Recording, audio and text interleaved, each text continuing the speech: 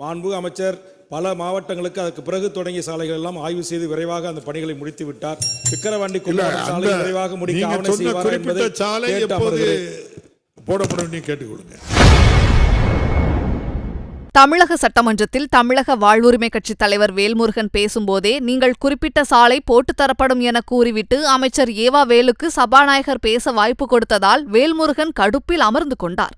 மாண்புமிகு பேரவைத் தலைவர் அவர்களே, விக்கிரவாண்டியிலிருந்து கும்பகோணம் தேசிய நெடுஞ்சாலை ஒன்றிய அரசால் அறிவிக்கப்பட்டு பல்வேறு ஒப்பந்ததாரர்கள் மாறி மாறி அந்த பணியை எடுத்து இதுவரையில் செய்யப்படவில்லை.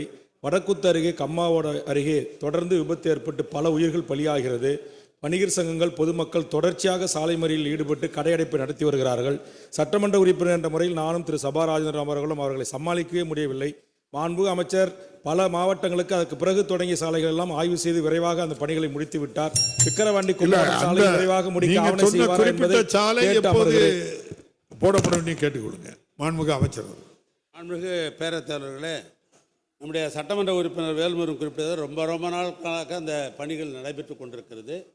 இந்த விக்கிரவாண்டி முதல் பகுதியிலே இருக்கிற ஒப்பந்ததாரர் போட முடியாமல் அந்த பணிகளே ஒன்றிய அரசாங்கம் அதை ரத்து செய்துவிட்டது. ஏன்னா அது நகாய் சாலை, மாநில சாலை அல்ல, ரத்து செய்துவிட்டது. மீண்டும் தொடர்ந்து நாங்கள் வலியுறுத்தின அடிப்படையிலே கடிதம் எழுதிய அடிப்படையிலே இப்பொழுது டெண்டர் விடப்பட்டு இவிகே இன்ஃப்ராஸ்ட்ரக்சர் லிமிடெட் என்கிற ஒரு கம்பெனி எடுத்திருக்கிறார்கள். இப்போ ஒப்பந்தங்கள்லாம் போடுகிற நிலையில் இருக்கிறது. அது முடிந்த உடனேயே துறையின் சார்பாக நாங்களும் அதை விரைவுபடுத்தி அந்த சாலை கட்டாயம் போடுவதற்கு இந்த அரசு வேண்டிய முயற்சிகள் எடுக்கும். செய்திகளை உள்ளது உள்ளபடி தெரிந்து கொள்ள ரெஃப்ளெக்ட் நியூஸை சப்ஸ்கிரைப் பண்ணுங்க.